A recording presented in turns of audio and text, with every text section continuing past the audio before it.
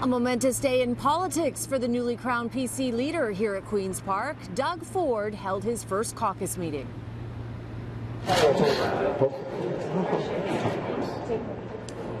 He's only been the PC leader for just 10 days now, but Ford faced a lot of questions as he went into the meeting. When are we going to see a platform from you with a solid stance on how you're going to fight this election? Yeah, Cynthia, so they're working on it hard right now. I'm sure over the next little while we're going to be putting it out. We're costing everything out. We have some really bright people costing the platform out, and it's going to be a great platform. Will it be balanced? Yeah, it's going to be balanced, so we're going to make sure we work on every single nickel to make sure it's justified. Okay, so as you just heard, Ford said he was going to balance the budget, and he's been highly critical of Kathleen Wynne's plan to have an $8 billion deficit in her next budget. However, when he was asked a second time, he seemed to contradict himself. Are you committing to having no deficit? Well, let's take a look at it. I want to discuss that with our caucus team. Thank you. We'll be back. Ford's caucus applauded him as he walked into the meeting. Keep in mind, most of them supported other candidates as leader, particularly Christine Elliott. What was it like to sit at your first caucus meeting when only a couple of them actually supported you for leader?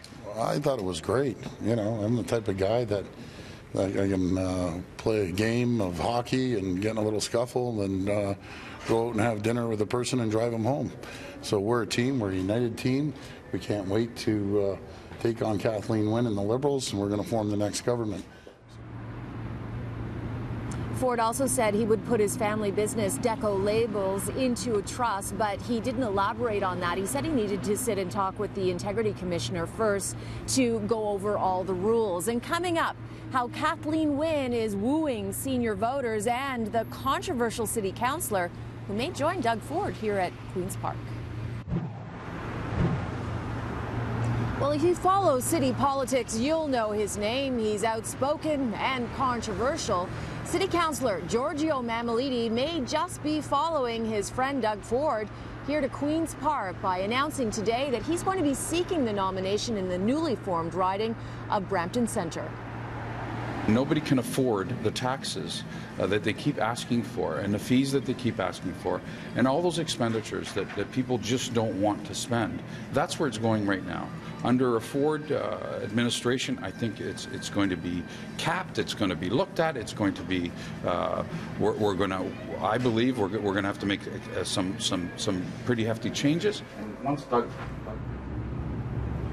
Mammoliti was actually an MPP several years ago in the 90s. He served under the NDP when Bob Rae was premier. Mammoliti says he'll hang on to his council seat in York West, but will forgo his salary while he seeks the Brampton nomination.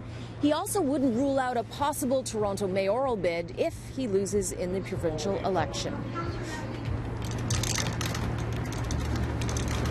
A day after the provincial throne speech was delivered, Premier Kathleen Wynne is delivering on her government's promise to expand prescription drug coverage, announcing seniors 65 and over will get their drugs for free.